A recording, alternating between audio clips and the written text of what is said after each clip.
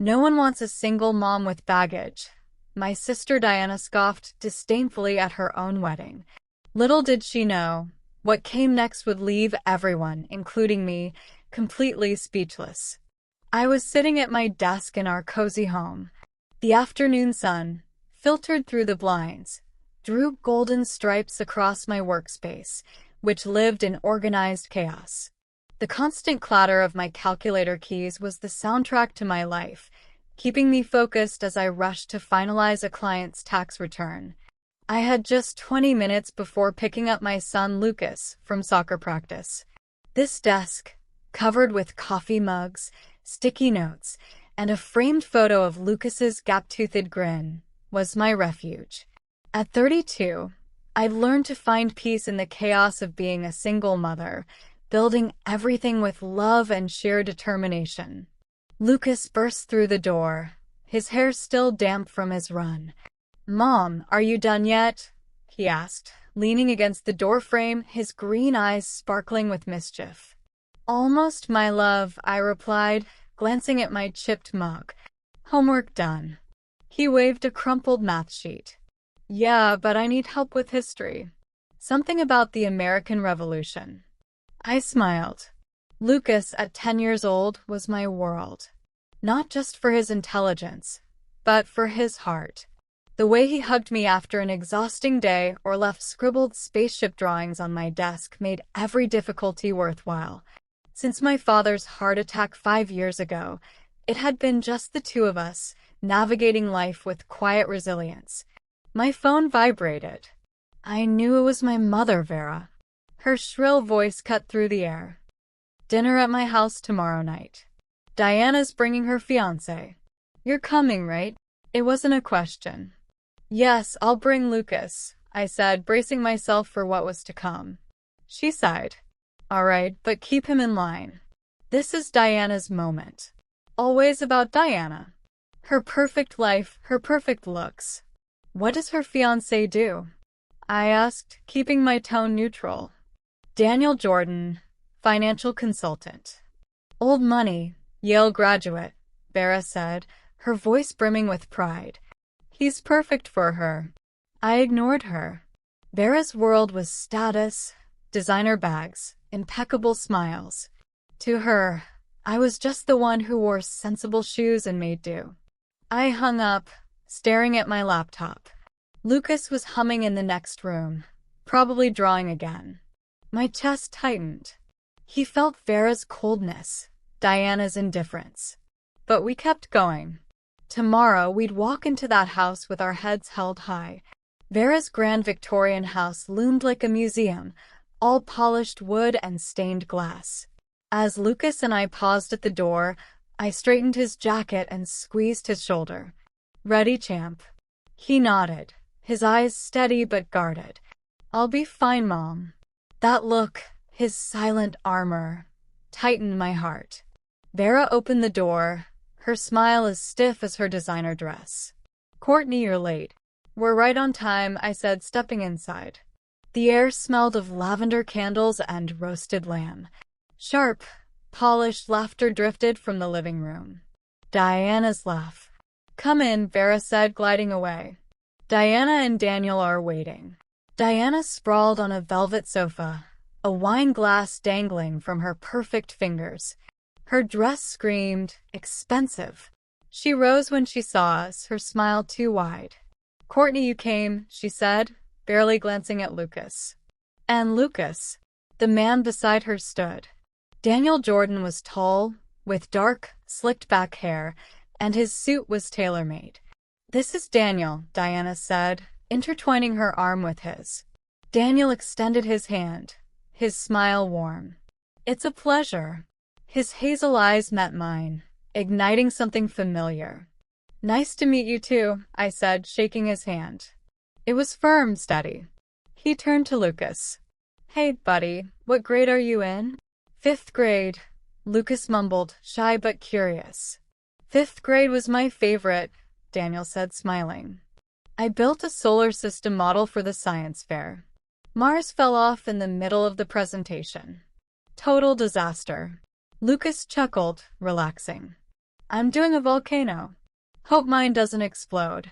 You'll ace it, Daniel said, winking. I watched, astonished. No one here had ever spoken to Lucas as if he mattered. Diana cleared her throat. You're not wearing that to the wedding, are you? Her eyes swept over my blouse and slacks, shining with amusement. I kept my face neutral. I'll make it work. Vera interjected. We didn't ask you to be a bridesmaid, dear. You're so busy with your situation. My nails dug into my palm, but I nodded. Daniel's jaw moved, clenching, but he remained silent. I gave him a small smile, not knowing why I felt he noticed my restraint. Dinner dragged on, between the clinking of glasses and Diana's endless wedding chatter. Lucas's hand brushed mine under the table. We were fine. The weeks leading up to Diana's wedding blurred into long nights and endless lists. I wasn't just a guest. I was the unpaid organizer. Diana was too busy with dress fittings, and Vera considered logistics beneath her dignity. So I handled everything, confirming caterers, correcting flower arrangement errors, revising programs. I didn't complain. My accounting job taught me to calmly tame chaos. I did it for Lucas, for peace, for the hope that my family would finally see me. One evening, I sat in Vera's study, surrounded by seating charts and RSVPs. The room smelled of lilies and old books. I was correcting a guest's name when Daniel appeared, holding 2 mugs. Coffee, he offered, handing me one. Thanks, I said, surprised. Just sorting out Diana's guest list. She invited her old college rival by mistake. He chuckled, sitting opposite me. You're basically planning this wedding. I shrugged. Someone has to. His eyes lingered on my colorful notes. That's impressive. A warmth rose to my face. It's just what I do. He leaned back, studying me. Do you ever feel like you've met someone before, like déjà vu? I froze, my pen hovering. Maybe. Why? Do you know someone named Maya? My breath hitched. Maya. The brilliant, brave Maya I'd met 12 years ago, while volunteering at a hospital after a health scare of my own. Her laughter, even through chemotherapy, was like sunshine. Her little brother, always drawing rockets. You're Maya's brother, I whispered. Daniel's face softened. You remember? I'll never forget her, I said, my voice trembling. She changed me. I was 20, he said softly. I saw you reading to her, making her smile on her worst days. You brought Lucas once. He was tiny, drawing stars for her. Tears welled in my eyes. She called him her little astronaut. We sat in silence, the memories heavy. She loved you, Daniel said. Said you were like a sister, that you showed her how to live. I blinked hard. I never thought I'd see you again. Me neither, he said, his voice low. But now that I have. He let the sentence die, his gaze intense. I looked away, my heart pounding. Something had shifted, and it scared me. Days before the wedding, my phone rang. Daniel's name flashed on the screen, and my stomach flipped. I need to talk to you, he said, his voice urgent. I want you to be the maid of honor. I almost dropped the phone. Daniel, Diana didn't even ask me to be a bridesmaid. I know, he said softly. I told her it's important. Family matters. You matter. His words hit me like a wave, warm and overwhelming. I don't want to cause trouble, I said quietly. I'll handle it, he promised. Just say yes. I hesitated, then whispered, okay. The next morning, Vera called, her voice icy. What were you thinking? Diana's a mess. You had to make this about you. I didn't ask, I said calmly. Daniel did. She scoffed. Of course, you always play the victim, don't you? Don't ruin your sister's day. I looked out the window at Lucas kicking a soccer ball in the yard. If Diana doesn't want me, she can say so. I'll step aside. You can't. Vera snapped. Daniel's already told everyone. Don't make a scene. I hung up, my hands trembling. Doubt not at me, but Lucas's laughter spurred me on. I'd do this for him, for me, for the chance to be seen. The night before the wedding, I lay awake. Vera's words echoed in my mind. Diana hadn't called, hadn't texted. Her silence hurt more than any insult. But Daniel's voice, his insistence that I mattered, anchored me. Lucas's snores drifted from his room, a reminder of why I kept fighting. Tomorrow we would face the fire. The wedding at the Church of Eternal Light was a vision of white roses and golden light, every detail perfect for Diana's big day. I arrived early with Lucas. My sky blue dress, simple but elegant, was made to go unnoticed. Lucas, in his small suit, held my hand. "You look amazing, Mom," he whispered. "Thank you, my love," I said, kissing his forehead.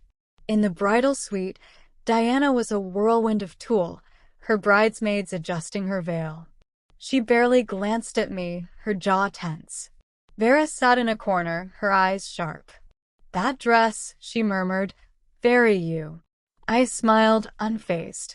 I'd heard my whole life that I was simple. It didn't wound me anymore. The ceremony began, and I stood behind Diana, holding her bouquet, moving with grace. Not for her, but for myself. Lucas sat in the front pew, his proud smile my anchor. Daniel caught my eye at the altar, his nod warm. I returned it, a silent connection. At the reception, at the Golden Lyre Theater, chandeliers shimmered over linen-draped tables. Diana took the microphone, her dress gleaming. "I want to thank my maid of honor, my sister Courtney," she said, her voice saccharine. I nodded as guests applauded. Then her tone shifted, venomous. "Courtney is a single mom raising a child alone. So brave, isn't she? For carrying on when no one ever truly loved her." The room silenced. Some laughed, awkwardly. "Anyone looking to adopt?" Diana added, with a sneer.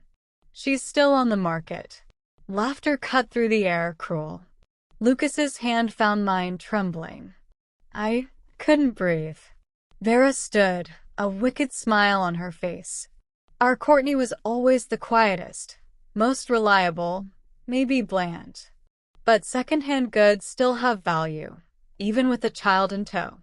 The laughter swelled. My vision blurred, but I held firm for Lucas. I was ready to leave, my heart pounding. Before I could move, a chair scraped loudly. Daniel stood, his face flushed, his hands clenched. The ballroom fell silent. He walked to Diana, took the microphone, and faced the guests. "I need to say something," he said, his voice laced with fury. Diana nervously laughed. "Daniel, what?" He silenced her with a raised hand. "Tonight was supposed to be my wedding, but what's most important isn't the vows or the flowers. It's the truth." He looked at me, his eyes blazing. "Courtney and I didn't meet last month. We met years ago, when my sister Maya was dying of leukemia." Gasps rippled through the crowd. I froze, my heart hammering. "Courtney volunteered at the hospital," Daniel said.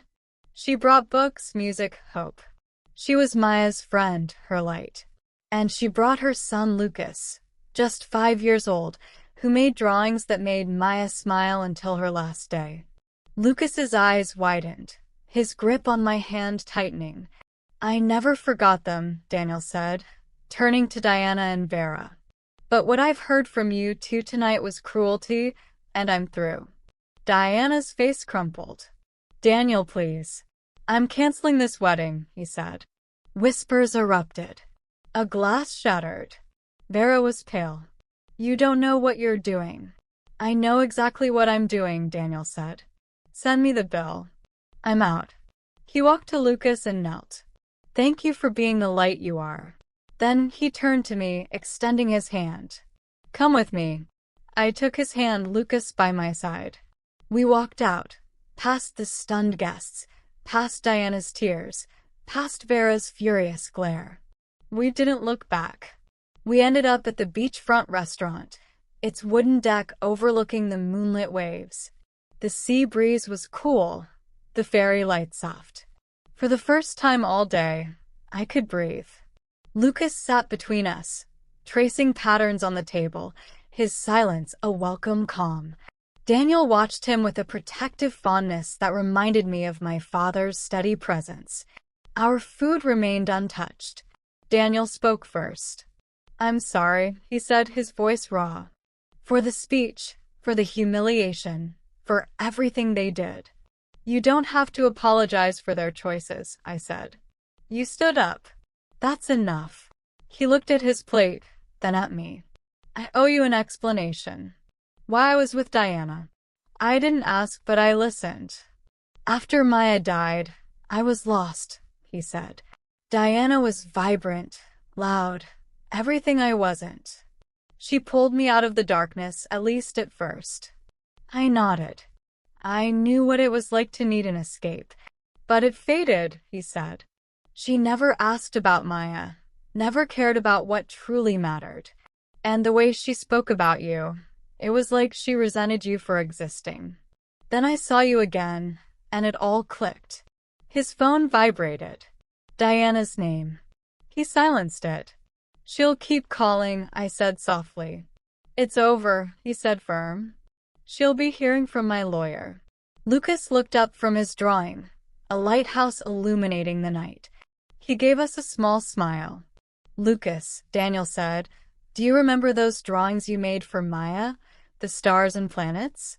Lucas blinked. "The hospital ladies?" "Yes," Daniel said, smiling. "That was my sister. She kept them by her bed. You made her happy." Lucas's face lit up. "She said I was funny." "You were her hero," Daniel said. The waves crashed below, and the silence felt like home. The next morning, we drove to the cemetery, where rolling hills met the sea. The sun filtered through the pine trees. Maya's headstone was simple, engraved with her name and beloved. Daniel knelt, placing white daisies, her favorites, on the stone. I stood behind him, holding Lucas's hand. He pulled out a small stone painted with a yellow sun and stars. "I made this for her," he whispered, kneeling to place it beside the flowers. "Thanks for liking my drawings." Daniel's voice hitched. I touched his arm. "She would love it," he said, his voice thick. We stood in silence, hands entwined, hearts open. I closed my eyes, whispering to Maya, "Thank you for bringing us back together." The breeze stirred, warm like her laughter. As we walked back to the car, Daniel took my hand. I didn't pull away. The world felt lighter, as if a weight had lifted. Lucas skipped ahead, humming. For the first time in years, I felt hope. Not just for myself, but for us. A year later, I stood in front of my new office, a brick building draped in ivy. The sign read, "Courtney Financial Consulting," my name in bold. "People need to know who's behind the magic," Daniel had insisted, his smile warm. The office was mine. Gray walls, a cozy couch, Lucas's drawings tacked above my desk. Business was good, my reputation growing. Lucas, now 11, was taller, captain of his soccer team, his confidence blooming. Daniel was our rock. He worked long hours, but never missed a game, a homework session, or a quiet night on the couch. We weren't married yet, but we were a family. Diana and Vera faded from our lives. Diana's social circle shrank after the wedding scandal, and her career stagnated. Vera left voicemails, half-hearted, guilt-ridden apologies. I didn't return them. My heart had no room for their venom.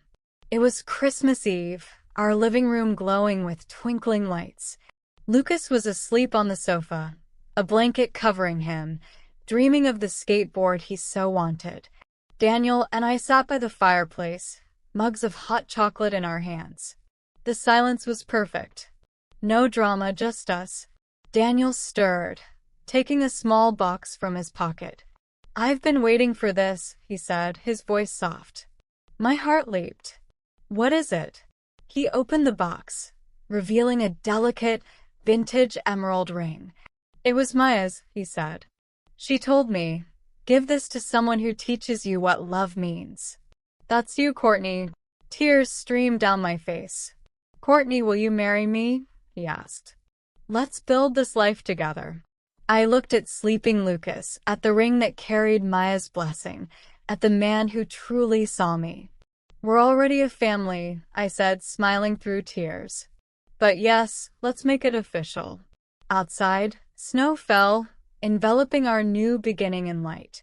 Thank you for listening to Courtney's story. Tell us your thoughts in the comments. We'd love to hear them. If you enjoyed this story, please like and share this video to support us, and subscribe to the channel for more emotional stories.